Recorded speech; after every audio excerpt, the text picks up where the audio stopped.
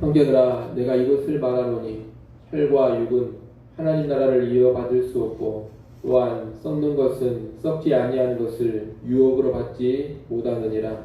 보라, 내가 너희에게 비밀을 말하노니 우리가 다 잠잘 것이 아니요 마지막 나팔에 순식간에 후련히 다 변화되리니. 나팔 소리가 나매 죽은 자들이 썩지 아니할 것으로 다시 살아나고 우리도 변화되리라.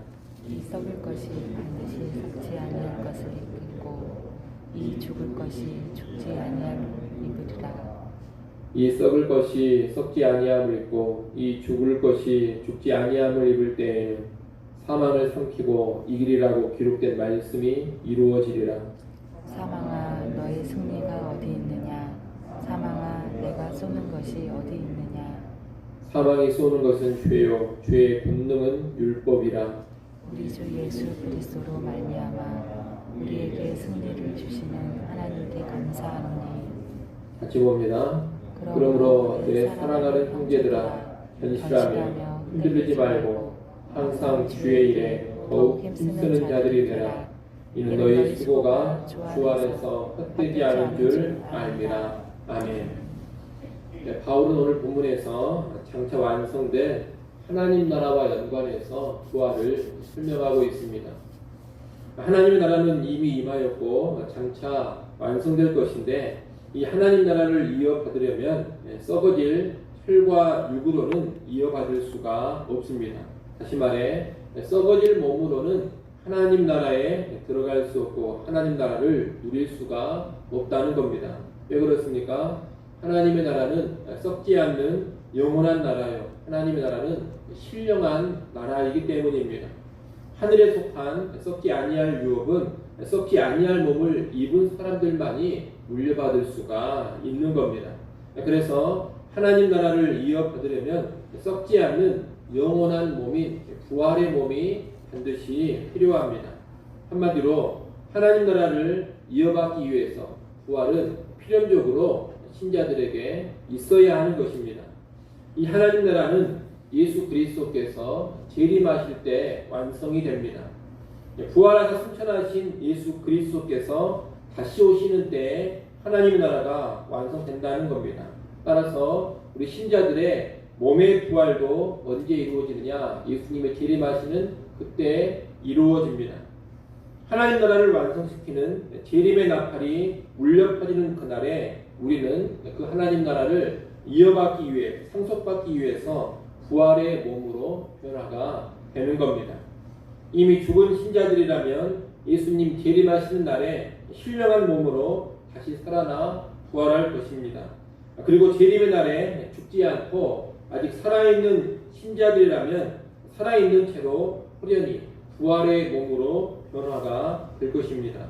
그래서 모든 신자들은 썩지 아니하는 몸, 죽지 아니하는 몸이 되어서 영원한 하나님 나라를 누리는 삶을 살아갑니다. 부활의 몸이 되어서 하나님 나라에서 온전한 영생의 삶을 살아가는 것입니다.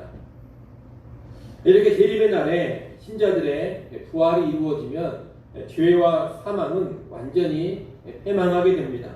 54절 하반절 말씀을 보십시오. 54절 하반절에 보면 사망을 삼키고 이기리라고 기록된 말씀이 이루어지라 이렇게 말하고 있습니다.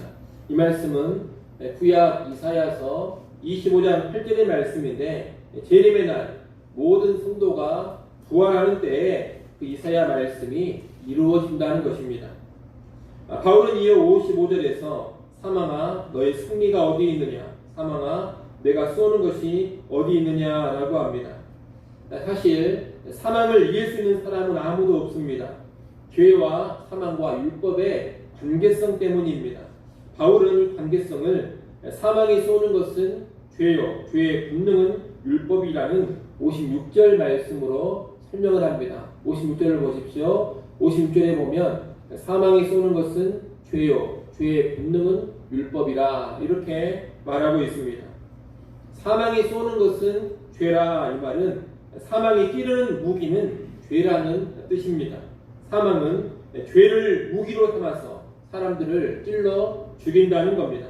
다시 말하면 죄로 인해 사람들은 사망에 끌려 들어간다. 이런 뜻입니다.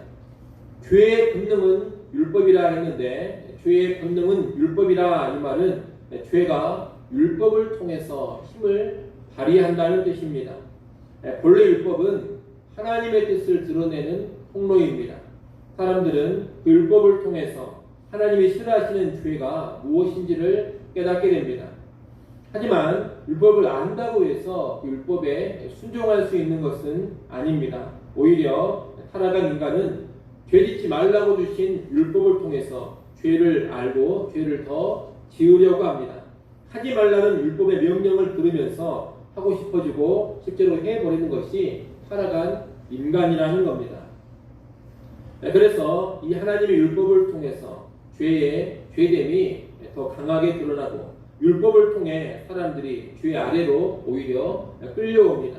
이런 모습을 가리켜서 죄의 본능은 율법이라고 말하는 겁니다. 타락한 인간은 이 사망과 죄와 율법의 연결고리를 끊을 수가 없습니다. 그러나 하나님께서 그것을 다 끊어주십니다. 예수 그리스도의 십자가와 부활로 죄와 사망을 이기는 승리의 길을 하나님이 열어주신 겁니다. 의로우신 예수 그리스도의 십자가를 통해 죄 문제를 완전히 해결하셨고 죄의 삭신 사망도 처리해 주셨습니다. 부활을 통해 죄와 사망의 권세를 다 깨뜨려 주셨습니다. 그리스도의 삶과 십자가의 죽음과 부활을 통해서 율법을 온전히 성취하시고 죄와 사망의 문제를 다 해결해 주신 것입니다. 그래서 우리는 이제 예수님을 통해서 죄와 사망으로부터 승리를 누리게 됩니다. 이 승리는 이제 재림의 날 부활을 통해서 완전히 누리게 될 것입니다. 비록 우리가 살아가는 이 현재의 모습을 보면 죄와 사망이 힘이 있어 보이고 승리하는 것처럼 보이기도 합니다. 하지만 그것은 이미 패배한 적의 마지막 발악에 지나지 않습니다. 일시적인 것에 지나지 않는다는 겁니다. 결국은 재림의 날 부활 앞에서 죄와 사망은 완전히 다 깨져 버리고 완전히 사라져 버리게 될 것입니다.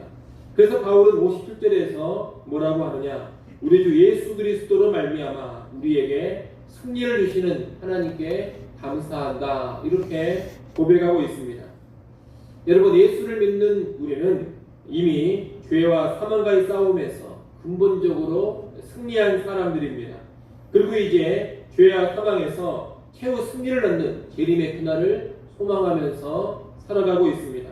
비록 아무리 죄가 득세하는 것 같고 사망의 권세가 온 땅을 덮는 것처럼 보인다 하더라도 우리는 이미 이긴 사람들이고 최후 승리는 우리에게 확실히 보장이 되어져 있습니다.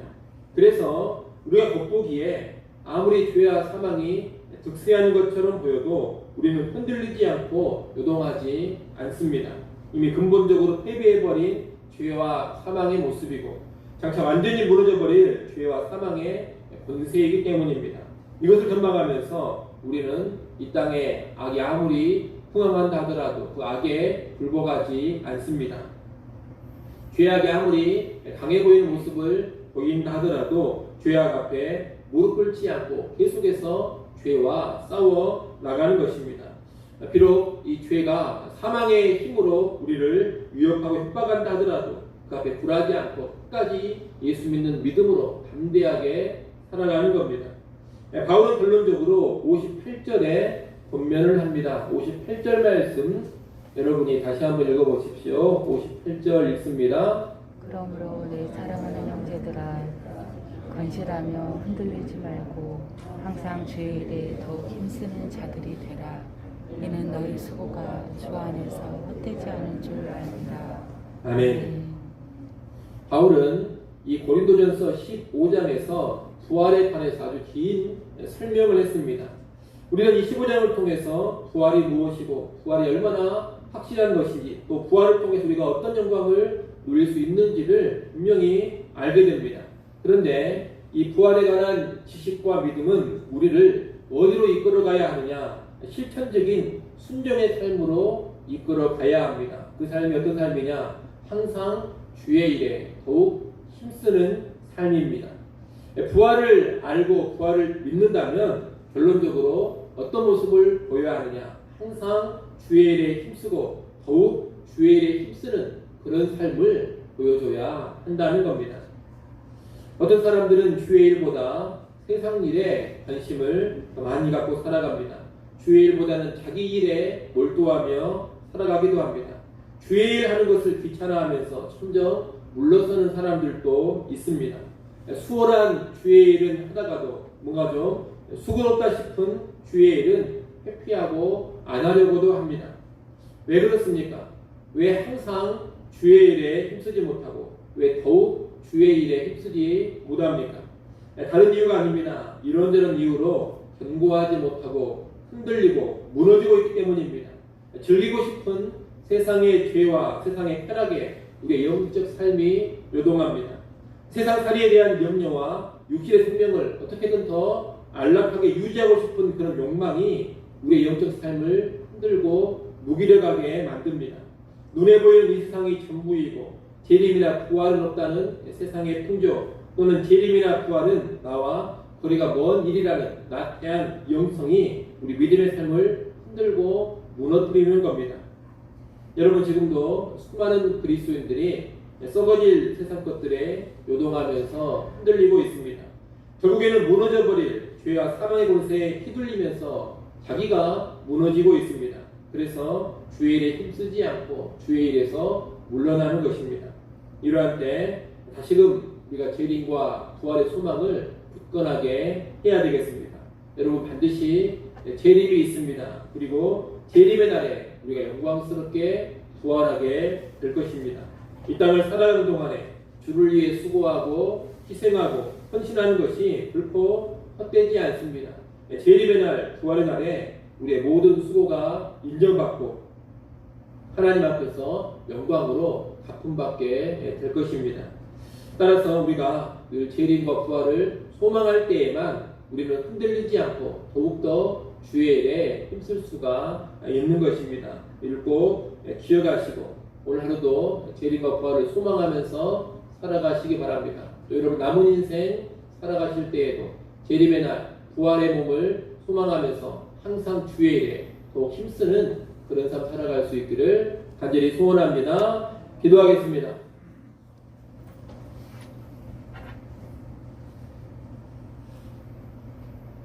하나님 아버지, 재림을 소망하고 재림의 날 있게 될 부활을 기대해야 하지만 항상 주의 일에 더욱 힘쓸 수 있다는 것을 우리가 잘 알게 하여 주시옵소서.